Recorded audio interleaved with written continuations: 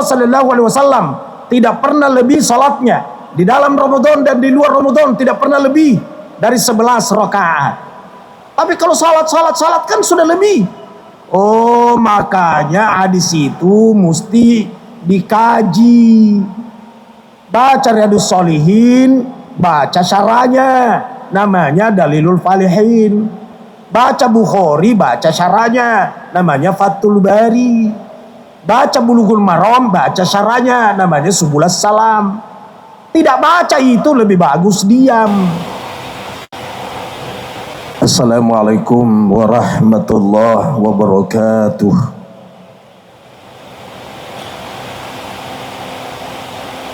Alhamdulillah bini'amatihi tatimmus sholihat. Wassalatu wassalamu ala khairil makhluqat Sayyidina Muhammadin wa ala alihi wa sahbihi sadat. Amma ba'du. Muslimin muslimat rahimakumullah. Sambil menunggu keputusan pemerintah apakah kita tarawih malam ini atau nanti besok, yang jelas bahwa kalau tidak malam ini, insya Allah besok kita tarawih. Di masjid kita ini, Masjid Kebanggaan Sulawesi Selatan, mari kita senantiasa meramaikan masjid ini. Ini masjidnya umat Islam. Jadi siapapun yang syahadatnya asyhadu an la ilaha illallah wa asyhadu anna Muhammadar Rasulullah, dia yang punya masjid ini. Sepanjang salat maghribnya 3 rakaat, dia yang punya masjid ini. Olehnya itu masjid ini terbuka untuk umum. Yang mau nanti tarawihnya 20 rakaat, tidak ada yang larang. Yang mau hanya 8 rakaat baru berhenti, tidak ada yang cegat. Terserahlah. Yang jelas jangan saling mempersalahkan kalau tidak sama amaliyahnya dengan yang lain. Yang 20 rakaat tarawihnya jangan berkata yang 8 tidak sampai di surga. Yang 8 rakaat jangan ngomong yang 20 melewati surga. Jadi ada yang tidak sampai, ada yang melewati. Nah, karena para ibangah daripada kosong surga, bajikan kate lumpan tama. Yang jelas bahwa masjid ini terbuka pintunya sekali 24 jam. Sepanjang mau dipakai ibadah, persilahkan. Masjid kita semua. Cuma aturan mainnya seperti yang disampaikan tadi, kalau ada yang mau buka bersama, minta tolong dilapor dulu di sekretariat di bawah. Dilapor. Iktikaf juga dibuka di sini nanti. Iktikaf, siapa yang pingin iktikaf. Dan sesudah salat subuh, insya Allah akan ada bimbingan tadarusan. Jadi sesudah salat subuhnya, minta tolong Pak Imam nanti dikoordinir siapa yang pandu untuk membacakan Quran 1 juz minimal. Jadi dibaca 1 juz, matahari sudah terbit. Matahari terbit, sudah masuk waktu isyraq, syuruk. Maka lakukanlah salat sunat isyraq 2 rakaat baru pulang. Mengamalkan hadis Rasulullah sallallahu alaihi wasallam, man shallal fajra fi jama'atin, siapa yang salat fajar berjamaah, maksudnya salat subuh. Jadi fajar yang disebut, yang dimaksud adalah salat subuh. Jadi fajar dengan subuh itu sama, laki-laki dengan pria sama, perempuan dengan wanita sama, bencong dan kawe-kawe sama, fajar dengan subuh sama. Man shallal fajra fi jama'atin, siapa yang salat fajar maksudnya salat subuh berjamaah, summa qa'ada yadhkurullaha ta'ala, kemudian dia duduk berzikir kepada Allah Ta'ala. Nah, termasuk tadarusan, termasuk dengarkan taklim, termasuk tasbih, istighfar, salawatan, zikir bersama, zikir sendiri-sendiri. hatta tatlu asyamsu, sampai matahari terbit. Tsumma shalla rakaatain, kemudian dia salat 2 rakaat. Salat apa? Salat sunnat isyraq. Imam Nawawi membedakan salat sunnat isyraq dengan salat sunnat duha. Kalau salat sunnat isyraq, awal terbit matahari setinggi tombak, disitulah waktunya. Dan kalau salat sunnat duha, kata Imam Nawawi, ketika pasir sudah mulai terasa panas. Tuh, Imam Nawawi bedakan. Nah, mari kita amalkan di bulan suci Ramadan itu, supaya mendapatkan pahala haji baru pulang. Tapi pahalanya Pak, jangan sampai berkata kalau begitu tidak usah saya ke tanah suci haji, karena sudah dapat pahala. Pahalanya dapat, tapi syariat melakukan haji mesti mengitari Ka'bah, mesti bolak-balik Safa Marwah, mesti wukuf. Itu namanya syariat. Jadi perbaiki cara memahami dalil. Jadi kalau ada yang pimpin setiap selesai subuh 1 juz, selesai Ramadan kan 30 juz. Daripada baca di rumah sendiri, apalagi kalau bacaannya tidak fasih, makhrajnya tidak mantap, tajwidnya tidak bagus, kira-kira kapan selesainya Pak? Contohnya qul huwallahu ahad, dia masih ngejak kulhu, kulhuwa, kapan tamatnya? Tapi kalau mengikuti di sini, insya Allah cepat selesai 1 juz. Karena Ustaz Syarul yang pimpin umpama, dia lincah di depan, Bapak tinggal buka Quran, mencocokkan yang dibaca. Selesai 1 juz, besok 1 juz, lusa 1 juz, malam takbiran sudah selesai 30 juz. Yang kedua, saya juga sampaikan sebagai amaliyah. Yang disampaikan tadi, yang mau buka puasa tinggal kirim. Kira-kira orang berpuasa jumlahnya, nanti tanya panitianya, kira-kira berapa jumlah orang berpuasa. Kalau terlalu banyak, maka dialihkan sebagian ke buka lagi puasa, sahur. Jadi tiaimi apa buka, apa sahur. Tinggal diumumkan sahurnya jam sekian.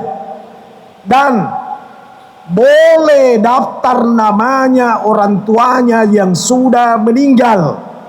Contohnya, buka puasa untuk almarhum Anu bin Anu. Ada yang bilang, loh kok orang sudah meninggal juga ngirim? Bukan orang meninggal yang ngirim, anaknya yang ngirim untuk kue buka puasa, tapi dia niatkan pahalanya untuk orang tuanya. Silakan. Ya Allah, pahala buka puasa ini 100 dus. Pahalanya untuk orang tuaku ya Allah.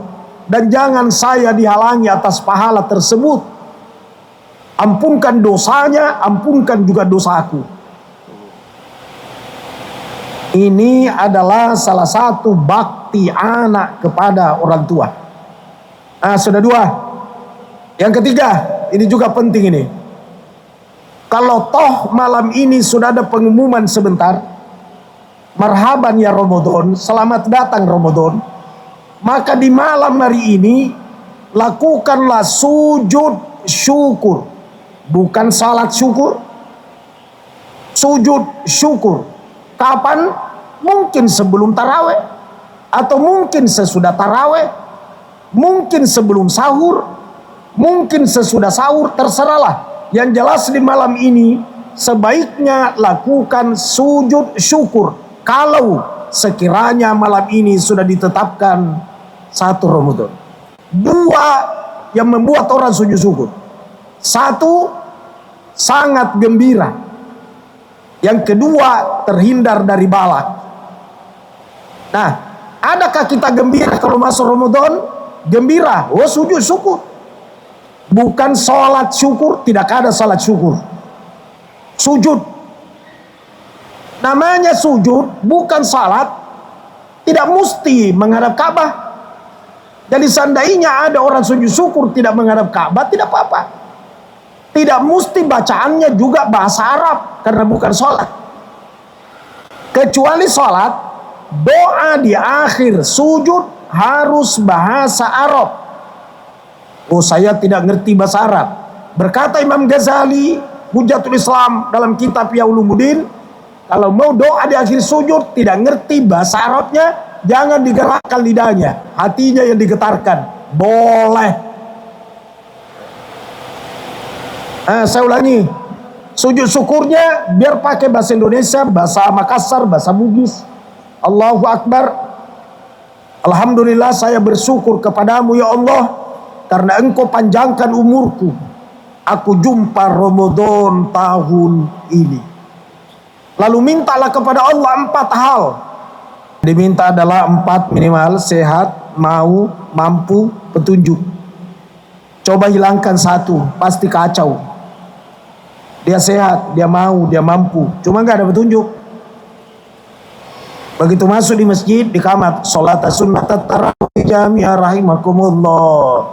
Orangnya belum salat isya, dia ikut juga sholat tarawih, padahal dia belum salat isya. Ini belum nyampe petunjuk kepadanya. Syaratnya tarawih itu dilakukan sesudah isya. Tapi kan sudah di qamat, Pak. Tidak apa-apa. Bapak niat di belakang salat isya, ikut sama imam, tidak masalah. Maafi muskilah, no problem. Tapi salat tarawih kan 2 rakaat. Apa masalahnya? Begitu assalamualaikum, assalamualaikum, lanjut ke atas, menyempurnakan sampai 4 rakaat. Jadi salat isya ikut, tidak apa-apa. Yang tidak boleh adalah kalau imamnya sholat mayat, bapak salat isya, ya nggak boleh lah. Kenapa nggak boleh? Karena gerakannya beda. Imamnya usolli ala hazal mayyiti, makmumnya usolli fardal isya'i. Yang di depan 4 takbiratin, yang makmum 4 rakaatin, beda. Makanya itu kalau ada salat sendiri di masjid, kita bimbang. Ini salat wajib apa salat sunat? Kalau bimbang gitu, salat wajib apa salat sunat? Sekali nanya, dia nanya. Cara nanyanya bukan kata-kata, tapi bahasa isyarat. Kasih kode pundaknya. Wih, wajib apa sunat? Kalau dia gerakkan dengan kanan berarti wajib. Kalau dia gerakkan dengan kiri berarti sunat. Kalau tidak ada yang gerak, berarti orang tidak mengerti juga ini. Tapi ternyata bapak ikut, rupanya salat sunat, tidak apa-apa, tetap sah. Maka mintalah sehat, saya ulangi, sehat, mau, mampu, petunjuk. Nah, setelah itu tetap konsentrasi, berniatlah berpuasa. Menurut Imam Malik, pengikutnya namanya Malikiyah, niatnya di malam pertama cukup. Sengaja aku puasa Ramadan tahun ini sebulan, fardu karena Allah. Itu Imam Malik. Jangan katakan 30 hari, karena siapa tahu hanya 29. Jangan ngomong 29, siapa tahu 30. Jadi diniatkan sebulan. Berapa sebulan terserah, apakah 30 atau 29. Ini Imam Malik. Kalau Imam Syafi'i, pengikutnya namanya Syafi'iyah, setiap malam wajib niat, tidak boleh tidak. Makanya di masjid selalu diingatkan, mari kita bersama-sama berniat berpuasa untuk hari esok. Itu Imam Malik. Besok niat lagi, besok niat lagi, besok niat lagi. Tapi seandainya lupa niat karena tidak pergi sholat tarawih, ketiduran juga, tidak bangun sahur, silakan lanjutkan puasanya karena ada niat sebulan di malam pertama. Tapi kalau tidak niat sebulan di malam pertama, lalu malam-malam selanjutnya juga dia tidak pergi tarawih, kemudian tidak sahur, kemudian tidak pernah terbetik dalam hatinya untuk puasa, maka besoknya dia hanya bertahan, tidak makan, tidak minum, tidak campur istri, tidak boleh ini, tidak boleh, tidak boleh, tidak boleh. tapi tidak dihitung puasa. Kenapa tidak dihitung puasa? Karena tidak ada niatnya tadi malam. Kalau begitu mending makan saja. Oh, tidak boleh makan. Yang halal makan anak kecil, dia sudah berkumis. Yang halal makan wanita haid. Dia tidak mungkin haid, Abdurrahman. Yang halal makan musafir, dia mukimin. Jadi tidak ada hal yang membolehkan dia makan. Maka dia mesti bertahan, tapi tidak dihitung puasa karena tidak ada niatnya tadi malam. Kalau begitu amaliannya kita lebih bagus niat juga 1 bulan di malam pertama, mengitikadkan dalam hati sengaja aku puasa Ramadan tahun ini fardu karena Allah. Sesudah itu baru berniat untuk puasa hari esok. Besok lagi niat besok, besok niat lagi besok. Kemudian sudah niat, sudah taraweh, sudah niat, sudah witir, pulang. Ternyata dia tidur. Tengah malam dia pingin menambah sholatnya. Padahal tadinya sudah witir, gimana tuh? Tidak apa-apa. Yuk sholat lagi. Mungkin dia pingin sholat sunat hajat. Mungkin dia pingin sholat sunat taubat. Mungkin dia ingin salat sunat istikharah. Terlalu banyak macamnya salat sunat. Ya tapi kan sudah witir. Witir kan artinya penutup. Tidak ada kitab kamus bahasa Arab yang menerjemahkan witir artinya penutup. Enggak ada. Witir itu bukan penutup artinya. Witir bahasa Arab witran. Witran artinya ganjil. Maksudnya sholat sunat ganjil. Sholat sunat ganjil itu sebaiknya dijadikan penutup, tapi bukan berarti harus jadi penutup. Paham tak kira-kira? Jadi sesudah sholat taraweh dia witir, dia tidur. Dia pingin bangun sholat sunat taubat karena mengingat merenungkan dosa yang pernah dilakukan dulu-dulu. Maka dia bangun sholat sunat taubat. Sesudah itu jangan witir lagi. Karena la witarani fil lail, tidak boleh 2 witir pada 1 malam. Sudah ketemu jawabannya kan? Ada lagi yang ngotot. Kalau begitu terlalu banyak jumlah rakaatnya. Emangnya kenapa kalau banyak jumlahnya? Ada hadis Ustaz. Hadisnya apa? Qalat Aisyah tuh, berkata Aisyah, karena Rasulullah sallallahu alaihi wasallam la yazidu fi Ramadan wa fi ghairihi illa 11 rakaatin. Rasulullah sallallahu alaihi wasallam tidak pernah lebih salatnya di dalam Ramadan dan di luar Ramadan, tidak pernah lebih dari 11 rakaat. Tapi kalau salat kan sudah lebih. Oh, makanya hadis itu mesti dikaji. Baca Riyadhus Shalihin, baca syarahnya, namanya Dalilul Falihin. Baca Bukhari, baca syarahnya, namanya Fathul Bari. Baca Bulughul Maram, baca syarahnya, namanya Subulus Salam. Tidak baca itu lebih bagus diam. Atau lihatlah perkembangan di negara-negara lain. Kalau tidak pernah lebih salatnya Rasul dari 11 rakaat, salat apa yang dimaksud di situ?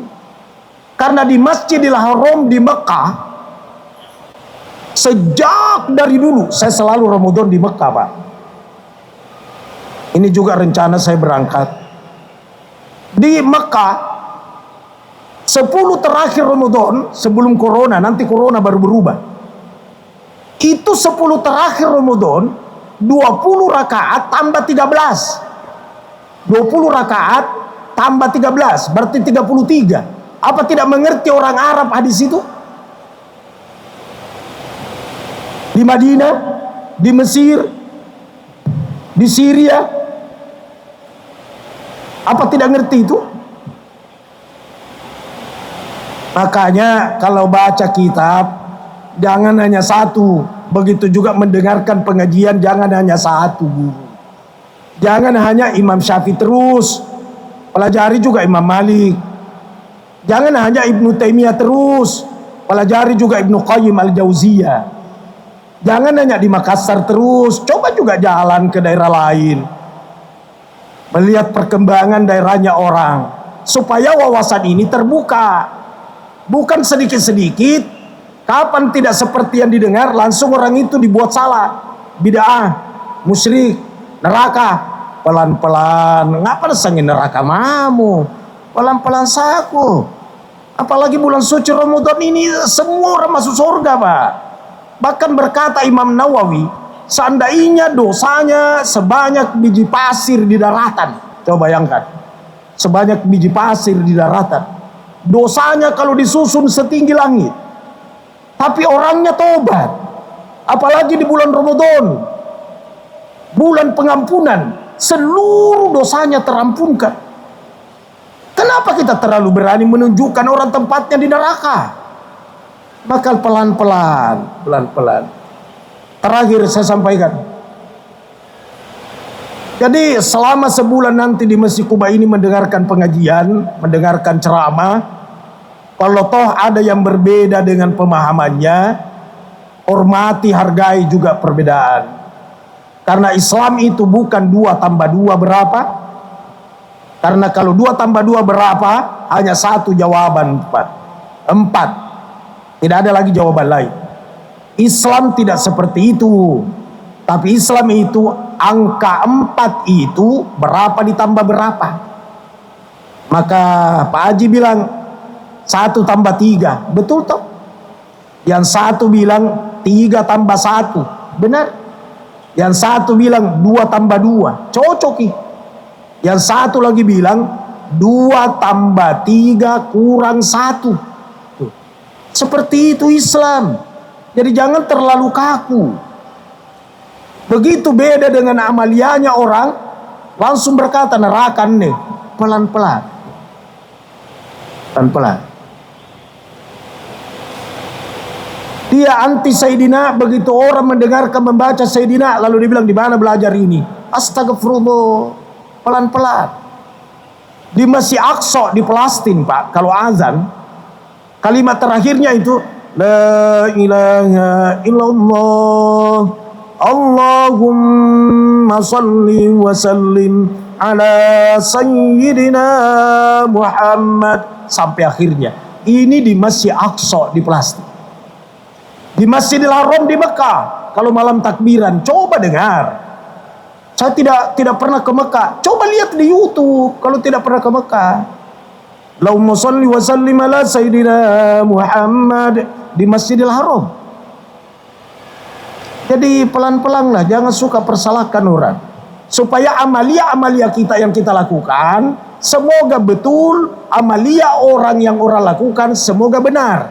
Jadi ada betul, ada benar. Semua masuk surga dan ramai-ramai kita di dalam surga. Inilah yang saya sampaikan. Semoga manfaat. Kalau toh malam ini sebentar diketok palu oleh Menteri Agama marhaban ya Ramadan, maka kita salat tarawih. Kalau belum, saya secara pribadi belum tarawih. Tapi kalau ada yang pingin, terserahlah. Saya tidak berkata jangan, saya juga tidak berkata lakukan. Karena siapa yang berbuat, itu juga yang tanggung jawab. Yang jelas kalau ditanya saya, kenapa Ustadz kalau tidak diputuskan tidak ikut tarawih? Saya bilang, saya mau mengamalkan firman Allah. Ati Allah wa ati Rasul wa ulil amri minkum. Taati Allah, taati Rasul, dan pemerintahmu. Kalau pemerintahmu itu taat kepada Allah dan Rasul. Dan yang meneropong bulan sekarang bukan hanya 1 orang, tapi seluruh ormas Islam diundang. Lalu hasil teropongnya itu disidangkan, itulah namanya sidang isbat, dan mereka disumpah. Dan hasil rembukannya itu, inilah yang diketok palu. Jadi saya ikut sama pemerintah dalam hal ini.